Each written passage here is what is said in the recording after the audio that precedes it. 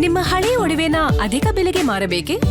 ಅಟಿಕಾಗೆ ಕಾಲ್ ಮಾಡಿ 8803000300. Attica gold company. ಪ್ರಜಾಪ್ರಭುತ್ವದ ವ್ಯವಸ್ಥೆಯಲ್ಲಿ ಅವ್ರು ಹೋರಾಟ ಮಾಡೋದ್ರಲ್ಲಿ ನಮ್ದೇನು ತಕರಾರಿಲ್ಲ. ಅವ್ರು ಕೇಳ್ತಾ ಇದ್ದಾರೆ, ನ್ಯಾಯ ಕೇಳ್ತಾ ಇದ್ದಾರೆ. ನಾನು ಹಿಂದೆನೆ ಅಧ್ಯಕ್ಷರಾಗಿದ್ದಾಗ ನಾನೇ ನಾಗೇಂದ್ರ ಅವ್ರ ಕೈಲಿ ರಾಜೀನಾಮೆ ಹೋಗಿ ಇದು ತನಿಖೆ ಆಗಲ್ಲಪ್ಪ ಕೊಡು ಅಂತೇಳಿ ಕೊಡಿಸ್ತು. 2 ವರ್ಷ ಆಯಿತು. ನಾವು ಏನು ಬೇಕೋ ತನಿಖೆ ಮಾಡಿಸಿದ್ದೇವೆ. ಈಗ ಅವರು ರಾಜೀನಾಮೆ ಕೊಡಬೇಕು ಅಂತ ಕೇಳ್ತಾ ಇದ್ದಾರೆ.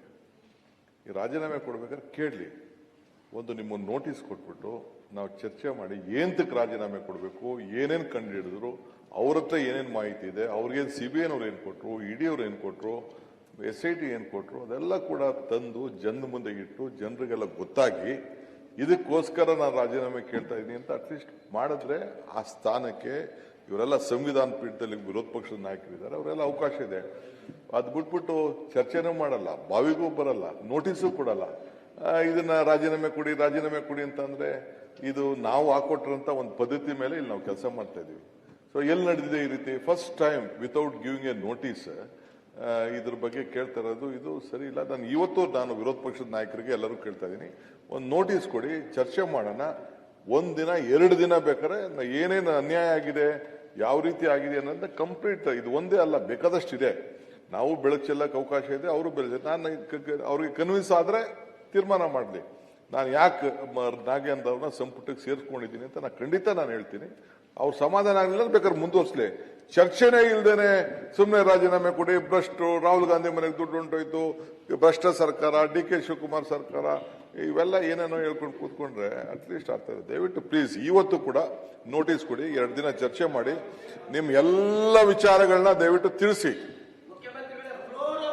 ಸಿದ್ದರಾಮಯ್ಯ ಅವರು ಒಪ್ಕೊಂಡಿದ್ದಾರೆ 89 ಕೋಟಿ ಅಂತ. ಸರಿಯಪ್ಪ, 89 ಕೋಟಿ ನಡೆದಿದೆ ಭ್ರಷ್ಟಾಚಾರ, 187 ಕೋಟಿ ಅಲ್ಲಂತ ಫ್ಲೋರ್. ಅದಕ್ಕೆ ನಾಗೇಂದ್ರಂದು 85 ಕೋಟಿ ನಡೆದಿದ್ಯೋ 90 ಕೋಟಿ ನಡೆದಿದ್ಯೋ ಏನಾಗಿದ್ಯೋ ಅಂತ ಜಸ್ಟ್ ನೀವು ಕ್ಲೀನ್ ಆಗಿ ಡಿಸ್ಕಸ್ ಮಾಡಿ. ಅಲ್ಲ, ಮುಖ್ಯಮಂತ್ರಿಗಳೇ ಒಪ್ಕೊಂಡ್ರೆ ಮತ್ತೆ ಅದಕ್ಕೆ ಮಾಡಿ, ನೀವು ಅದನ್ನ ಹೇಳಿ. ಮುಖ್ಯಮಂತ್ರಿಗಳೇ ಒಪ್ಕೊಂಡ್ರೆ ಮತ್ತೆ ಯಾಕೆ ನೀವು ತಗೊಂಡ್ರೆ? ನಿಮ್ಮ ಸೀಟಲ್ಲಿ ಕೂತ್ಕೊಂಡು ಏನಾಯ್ತು ಅಂತ 2 ವರ್ಷ 2 years we have kept the minister out to inquire about this.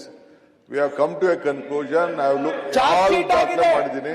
Charge sheet ಆಗಿದೆ. ಈಗ ನೋಡಿ, ನಾನು ಯಾರ್ಯಾರು ಸೆಂಟ್ರಲ್ ಮಿನಿಸ್ಟ್ರು, ಯಾರ್ಯಾರು ಸ್ಟೇಟ್ ಮಿನಿಸ್ಟ್ರು, ಯಾರ್ಯಾರ ಮೇಲೆ ಕೇಸ್ಗಳಿದೆ, ಹೆಂಗ್ ನಡೀತು, ನಾನು ಹೆಸರುಗಳೆಲ್ಲ ನಾನು ಹೇಳಿದ್ರೆ ನಿಮ್ಗೆಲ್ಲ ಬೇಜಾರಾಯ್ತದೆ. ಅದೆಲ್ಲ ನಂಗೆ ಹೇಳಕ್ಕೆ ಇಷ್ಟ ಇಲ್ಲ. Let us only confine to this. If you want to tell all the names also.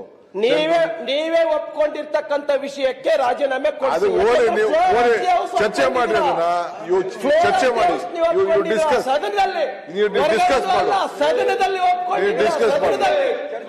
ಸದನದಲ್ಲಿ ಒಪ್ಕೊಂಡಿದ್ದೀರಾ? ಮಾನ್ಯ ವಿರೋಧ ಪಕ್ಷದ ನಾಯಕರೇ, ಮಾನ್ಯ ಮುಖ್ಯಮಂತ್ರಿಗಳು ಸಂಸದೀಯ ವ್ಯವಹಾರಗಳಲ್ಲಿ ಯಾವ ರೀತಿಯಿಂದ ನಡ್ಕೋಬೇಕು ಅನ್ನೋಂಥ ವಿಚಾರವನ್ನ ಸ್ಪಷ್ಟವಾಗಿ ಹೇಳಿದ್ದಾರೆ. ಅವರೇನೀಗ ಸರ್ಕಾರ ಚರ್ಚೆಗೆ ತಯಾರಿಲ್ಲ ಅಂತ ಹೇಳಿಲ್ಲ. ಸರ್ಕಾರ, ಒಂದ್ ನಿಮಿಷ ರೀ ಪ್ಲೀಸ್, ನೀವು ಕೂಡ ಸದನದ ಗೌರವಾನ್ವಿತ ಸದಸ್ಯರು. ಅದು ಏನ್ ನಡೆದಿದೆ, ಹಗರಣ ಏನ್ ನಡೆದಿದೆ, ಏನಾಗಿದೆ, ಆಮೇಲೆ ಹೇಳಿದ್ರಲ್ಲ ರವಿ ಅವರೇ, ಚಾರ್ಜ್ ಶೀಟ್ ಎಷ್ಟು ಜನರ ಮೇಲೆ ಹಾಕಿಲ್ಲ. ಚಾರ್ಜ್ ಶೀಟ್ ಹಾಕಿದ ಮೇಲೆ ನ್ಯಾಯಾಲಯ ಅವ್ರಿಗೇನಾದ್ರೂ ಶಿಕ್ಷೆ ಕೊಟ್ಟಿದ್ರೆ ಇನ್ನು ನ್ಯಾಯಾಲಯದಲ್ಲೆಲ್ಲ ವಿಚಾರಣೆ ಪ್ರಾರಂಭ ಆಗಿಲ್ಲ. ಆಮೇಲೆ ಎಷ್ಟು ಜನ ಬಿಜೆಪಿ ಎಂಪಿಗಳ ಮೇಲೆ, ಎಷ್ಟು ಜನ ಮಂತ್ರಿಗಳ ಮೇಲೆ ಜಡ್ಜ್ಮೆಂಟ್ ಮಾಡಿದ್ದಾರೆ. ಮಾಡೋಣ, ಅದಕ್ಕೆ ಅವಕಾಶ ಕೊಡಿ, ಅದಕ್ಕೆ ಅವಕಾಶ ಕೊಡಿ. ನೋಟಿಸ್ ಕೊಟ್ಟು ಮಾತಾಡಿ. ಮುಖ್ಯಮಂತ್ರಿಗಳು ಮಾತಾಡಿ ಆಗಿದೆ. ಮಾತಾಡಿ. ನಾನು 2 ಮಾತು ಮಾತಾಡ್ತೇನೆ. ಒಂದ್ ನಿಮಿಷ. ಮಾನ್ಯ ಮುಖ್ಯಮಂತ್ರಿಗಳು ನೋಡಿ, ನೋಟಿಸ್ ಕೊಡಿ, ಬಾವಿಗೆ ಬನ್ನಿ ಅಂತ ಕಳೆದಿದ್ದಾರೆ. ಬಾವಿಗೆ ಬನ್ನಿ ಅಂತ ಅಲ್ಲ, ಅವ್ರೇನ್ ಕರೆದಿಲ್ಲ. ಅವ್ರು ನಿಮ್ಗೆ ಅಲ್ಲ, ನೋಟಿಸ್ ಕೊಡಿ. ಒಂದ್ ನಿಮಿಷ ಯಾಕೆ ಅವ್ರು ಹೇಳಿದ್ದು? ಪ್ರಜಾಪ್ರಭುತ್ವ ವ್ಯವಸ್ಥೆಯಲ್ಲಿ ಯಾವುದೋ ನೋಟಿಸ್ ಕೊಟ್ಟು ಉತ್ತರ ಆಗಿಲ್ಲ ಅಂತ ಮಾಡಿ ಅಂತ. ಗ್ಯಾರಂಟಿ ನ್ಯೂಸ್, ಸುದ್ದಿ ಖಚಿತ, ನ್ಯಾಯ ನಿಶ್ಚಿತ.